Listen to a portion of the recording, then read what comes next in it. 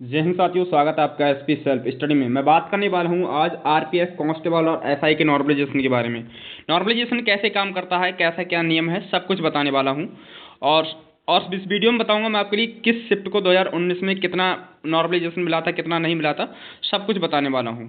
पूरा cut off, total form fill up कितना हुआ है, ऐसी वीडियो मेरे ख्याल से पूरे यूट्यूब पर किसी ने नहीं डाली होगी। आरपीएफ नॉर्मलाइजेशन से संबंधित सब बताने वाला हूँ, पूरा बताने वाला हूँ आरटीआई के रिप्लाई के अनुसार, ठीक है। और इस वीडियो में बताऊंगा, देखिए यहाँ पे मैंने लिख रखा है अभी से ये करो सभी के 15-20 नंबर बढ़ेंगे, ठीक है। अभी से ये कर लो तभी बढ़ेंगे, ठीक है। और previous year cut off DBPST की कितनी थी, सब कुछ ये सब बताने वाले हैं, ठीक है। और यूट्यूब इतिहास में सब कुछ पहले, और चैनल को सब्सक्राइब भी कर लेना, ठीक है। मैं बात करता हूँ सबसे पहले, यहाँ पे देखिए लिखा हुआ है नॉर्मलाइजेशन के नियम। नॉर्मलाइजेशन के नियम, नॉर्मलाइजेशन की क्या होता है। देखिए शुरू के जो पेपर होते हैं उनके लिए नॉर्मलाइजेशन अधिक देखने को मिलता है, क्योंकि भाई उसमें कुछ अंदाजा नहीं होता है कि पेपर हार्ड आएगा या इजी आएगा, ठीक है। लेकिन पेपर आ कैसा रहा है, इजी टू मॉडरेट आ रहा है पेपर आजकल, ठीक है। पेपर इजी टू मॉडरेट आ रहा है। और जो शुरू के पेपर होते हैं, जो जो शुरू का पेपर, जैसे मान लीजिए किसी का पहली शिफ्ट में एग्जाम है, पहली शिफ्ट में एग्जाम है, तो उनके लिए क्या है, नॉर्मलाइजेशन अधिक मिलता है। क्यों मिलता है, क्योंकि भाई पेपर का कुछ लेवल पता नहीं होता है कि कैसा लेवल है, इजी है या हार्ड है। जब उसे देख लेते तभी पता चलता है।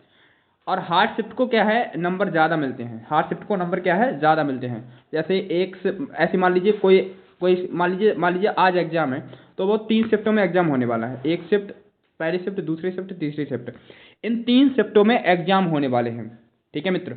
अब पहली शिफ्ट वाला है, इसका मान लीजिए पेपर है 100 नंबर का। आपका पेपर है आपका कितने का, 100 नंबर का। जो पहली शिफ्ट वाला है वह कर पा रहा है आपके, मान लीजिए कर पा रहा है 70 क्वेश्चन, मतलब कि 70 क्वेश्चन अटेम्प्ट कर पा रहा है। दूसरी शिफ्ट वाला कर पा रहा है, दूसरी शिफ्ट वाला कर पा रहा है मान लीजिए 75।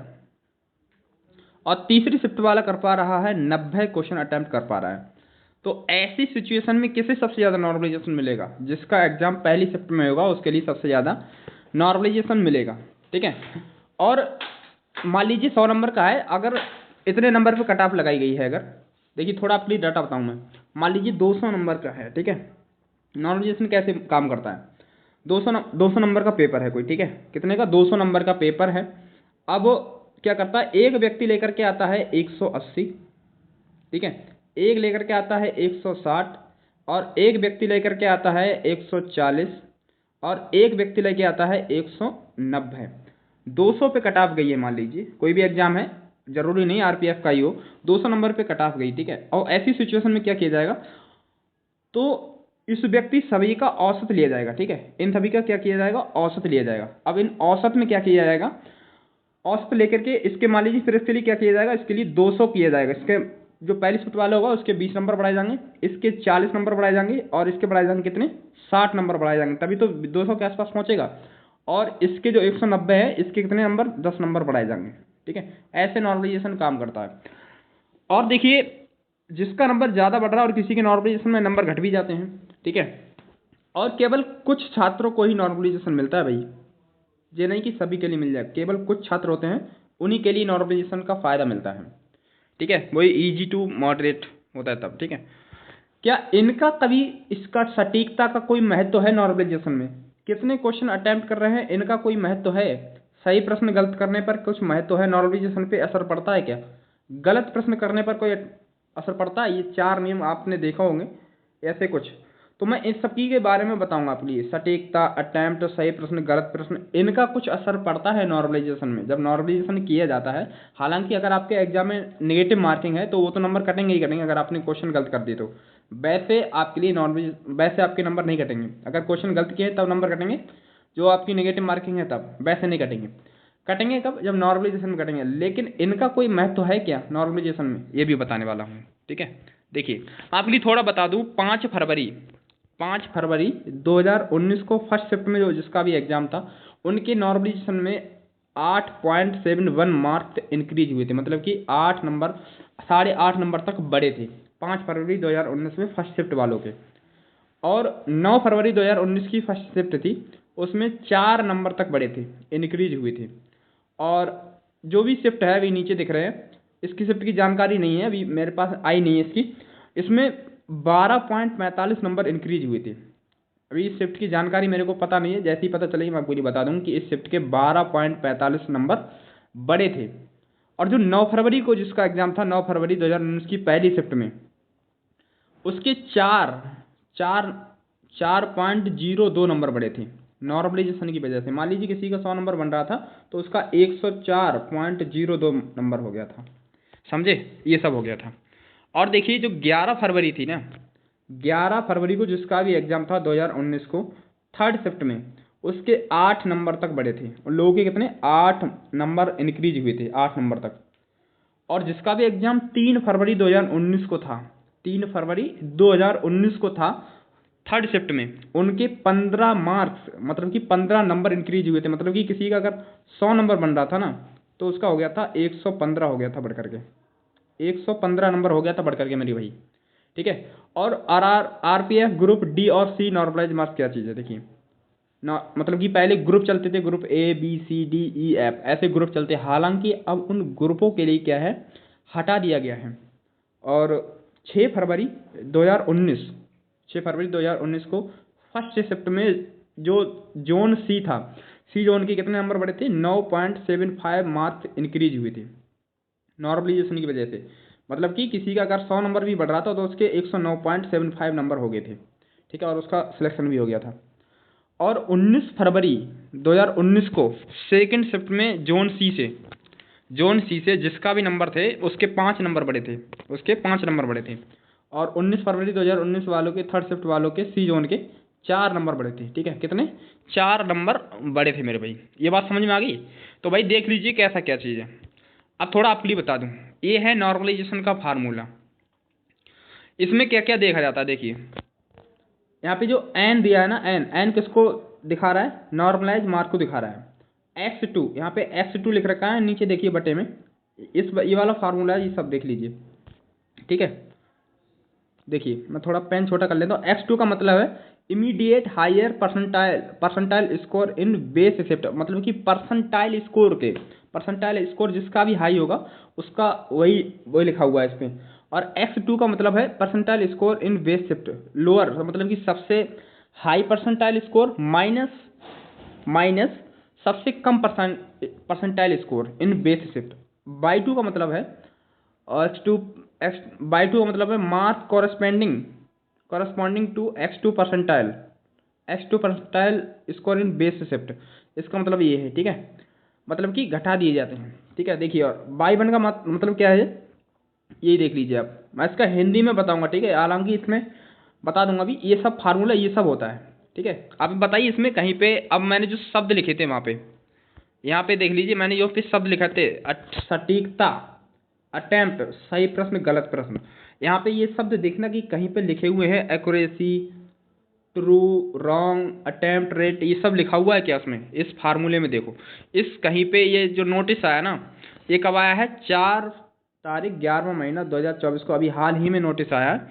अब ये कहीं पे लिखा हुआ है क्या, देख लीजिए कहीं पे नेगेटिव मार्किंग, एक्यूरेसी वगैरह ये सब कहीं पे लिखा हुआ है क्या, बताइए। जहाँ पे कहीं पे लिखा हुआ है in order the finalise the merit best percentile score as mention above it is, मतलब कि यहीं पे कहीं पे लिखा हुआ है क्या, नहीं लिखा हुआ ना, देख लो यहाँ पे कहीं पे भी ऐसा कुछ नहीं लिखा हुआ है नेगेटिव मार्किंग से संबंधित, रॉन्ग क्वेश्चन से संबंधित, यहाँ पे कहीं पे लिखा हुआ है क्या, नहीं लिखा है ना। यहाँ पे परसेंटाइल स्कोर बेस शिफ्ट है और मिनिमम है, और ये वाला है दोनों मिनिमम है, ठीक है, ए बी। मैं इनका जब भी इसका फार्मूला मतलब कि हिंदी में तैयार कर रहा हूँ मैं, ठीक है, हिंदी में आ जाएगा, इसका तैयार करके आपके लिए कमेंट कीजिएगा, मैं आपके लिए बता दूंगा, ठीक है। देखिए और यहाँ पे देख लीजिए मैंने पूरा हिंदी में भी लिख रखा है इसका।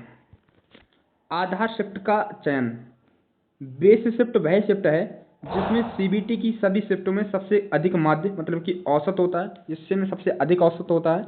इस शर्त के साथ ही इसकी वर्तमान उम्मीदवार संख्या सभी शिफ्टों के औसत से 70% या उससे अधिक होनी चाहिए, 70% होनी चाहिए या तो उससे अधिक होनी चाहिए।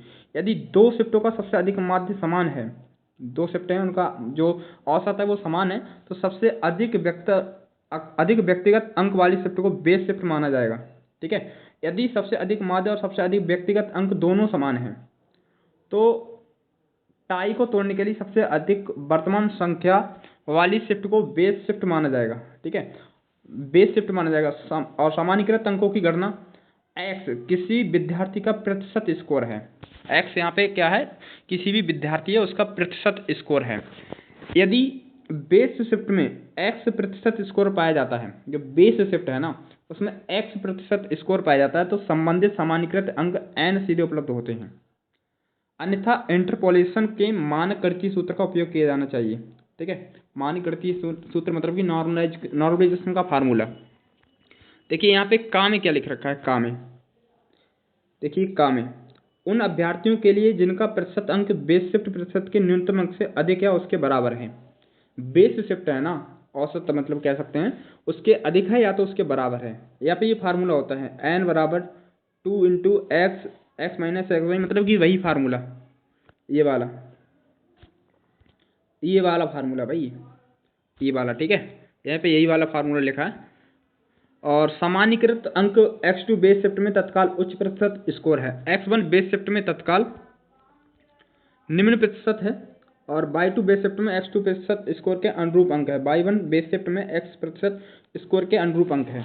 मतलब कि ये सब फार्मूले होते हैं। n का मतलब यहाँ पे सामान्यीकृत अंक है, x1 बेस शिफ्ट में तत्काल उच्चतम स्कोर मतलब कि सबसे हाई जिसका स्कोर है जिस शिफ्ट में, और बेस शिफ्ट में x2 अगला उच्चतर प्रतिशत स्कोर मतलब कि उससे भी अगला कौन सा है, और y1 बेस शिफ्ट में x1 प्रतिशत अंक के अनुरूप अंक। ठीक है, और y2 में बेस शिफ्ट में x2 प्रतिशत के अनुरूप अंक। यही सब फार्मूला होता है नॉर्मलाइजेशन का।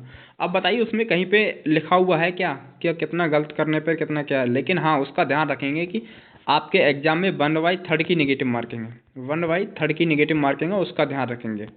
ठीक है, अब देखिए 2019 का मैं आपके लिए प्रीवियस ईयर डाटा बता दूं। 2019 कांस्टेबल का डाटा बता दूं मैं आपके लिए। आरपीएफ में कितनी पोस्टें थी, 8,619 पोस्टें थी। टोटल फॉर्म फिल हुए थे 59 लाख फॉर्म फिल हुए थे भाई साहब 2019 में। 68.5% लोगों ने एग्जाम दिया था। अगर हम 59 लाख का 68.5% निकालते हैं तो बैठता है 40,41,500। और एक सीट पर कितना युद्ध लड़ रहा है बच्चा, 47 बच्चों का। ठीक है, एक सीट पर अगर हम भाग दे देते हैं इससे 10 गुना लोगों के लिए पास किया जाएगा। आपको पता है डीबीपीएसटी के लिए पास किए गए थे, डीबीपीएसटी के लिए बच्चे इतने। ठीक है, और 2024 में देख लीजिए, ये थोड़ा सिलेबस है आपको पता होना चाहिए। 120 क्वेश्चन होते हैं, 90 मिनट में सॉल्व करने। जीके के 50 होते हैं, रीजनिंग के 35, मैथ के 35। नेगेटिव मार्किंग होती है 1/3 की। पोस्ट कितनी है आरपीएफ कांस्टेबल में, 4,208 पोस्टें हैं। डीबीपीएसटी के लिए मतलब कि 10 गुना लोगों के लिए बुलाया जाएगा, पास किया जाएगा डीबीपीएसटी के लिए। तो डीबीपीएसटी के लिए कितने, 42,080 लोगों के लिए डीबीपीएसटी के लिए पास किया जाएगा। जैसे कि आपको पता है फॉर्म फिल कितने हुए, लगभग 23 लाख फॉर्म फिल हुआ है। ठीक है, 23 लाख फॉर्म फिल हुआ है, और 70% लोग क्या चीज़ एग्जाम दे सकते हैं। 70% लोग एग्जाम दे सकते हैं, तो 23 लाख का 70% बैठता है 1,61,000 बैठता है मेरे भाई। स्टूडेंट कितना बैठता है, मतलब कि एक सीट पर कंपटीशन कितना है, एक सीट पर 38 स्टूडेंट का कंपटीशन है। उस बार कितना था, 47 स्टूडेंट का कंपटीशन था। ठीक है, हालांकि जोन अगर कट ऑफ यहाँ पे मैंने बना दी है, जोन वाइज कट ऑफ कितनी गई थी सब कुछ कांस्टेबल की। ठीक है, यहाँ पे जोन हटा दिया है अब। ठीक है, और देखिए तो एसआई का बता दूंगा आपके लिए। एसआई फॉर्म फिल कितना हुआ है आरटीआई की रिप्लाई के अनुसार, 15 लाख टोटल फॉर्म फिल हुआ है। 70% एग्जाम दे सकते हैं, तो 70% बैठता है 10,50,000 बैठता है।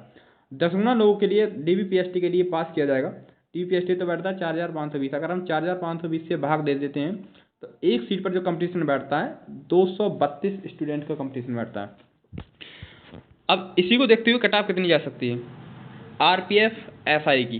ठीक है, डीबीपीएसटी के लिए जनरल वाले के लिए लगभग 90 नंबर तक लेकर के आने होंगे मेल कैंडिडेट के लिए। ईडब्ल्यूएस वाले के लिए 85 नंबर, ओबीसी वाले के लिए 85। ठीक है, और एसटी वाले के लिए 80 नंबर तक लेकर के आने होंगे, और एसटी वालों के लिए भाई 75 नंबर तक लेकर के आने होंगे मेल कैंडिडेट के लिए। हालांकि पहले जोन चलते थे, अब जोन हटा दिए गए हैं। जनरल वाले के लिए फीमेल के लिए 85 नंबर, ओबीसी के लिए 82, और ईडब्ल्यूएस वालों के लिए 80, एससी वालों के लिए 75, एसटी वालों के लिए 73। इतना नंबर लेकर के आने होगा। ठीक है, और कुछ नहीं। एसआई के लिए, एसआई 2024 में, ठीक है, पहले ग्रुप चलते थे, अब ग्रुप हटा दिए गए हैं। देखिए अब बता दूंगा आपके लिए कांस्टेबल की कटऑफ कितनी जा सकती है। यहाँ पे ऑल इंडिया कटऑफ देखिए मेल कैंडिडेट की, और यहाँ पे फीमेल कैंडिडेट की। जनरल से है कोई व्यक्ति तो उसके लिए 88 नंबर, ईडब्ल्यूएस से तो उसके लिए 83, ओबीसी से 83, एससी से कोई उसके लिए 78 नंबर, और एसटी से तो उसके लिए 73 नंबर तक उसके लिए लेकर के आने होंगे भाई। ठीक है, कोई जनरल से अगर कोई महिला तो उसके लिए 83 नंबर तक लेकर के आने होंगे डीबीपीएसटी क्वालिफाई करने के लिए। ओबीसी वाले के लिए 80, EWS वालों के लिए 78, SC वालों के लिए 73, ST वालों के लिए 71 नंबर तक लेकर के आने होंगे। तो भाई मेरे हिसाब से इतनी ही कट ऑफ जा सकती है अगर आप चाहते हैं कि इस बार कैसा क्या रहने वाला है नॉर्मलाइजेशन से संबंधित। ठीक है, हम पता है आपको समझ में नहीं आया होगा ये। ठीक है, ये सब समझ में नहीं होगा। मैं सिर्फ इतना बताना चाह रहा था कि इसमें सटीकता, सही प्रश्न गलत प्रश्न, इसका कुछ महत्व है क्या? महत्व इतना है कि अगर किसी भी एग्जाम में नेगेटिव मार्किंग है, अगर किसी भी एग्जाम में, तो उसी का नंबर घटता है, ना कि नॉर्मलाइजेशन का नंबर घटता है। नॉर्मलाइजेशन को मैंने बताया कि यहाँ पे नॉर्मलाइजेशन में कोई भी नेगेटिव शब्द या ऐसा कुछ यूज नहीं हुआ है इसमें। ठीक है, ऐसा कुछ यूज नहीं हुआ है। और देखिए यहाँ पे लिखा हुआ है 4 तारीख 11 महीना 2024। ठीक है, आपको पता चल गया होगा। तो मिलता हूँ नेक्स्ट वीडियो में, तब तक के लिए बाय। जय हिंद, जय भारत।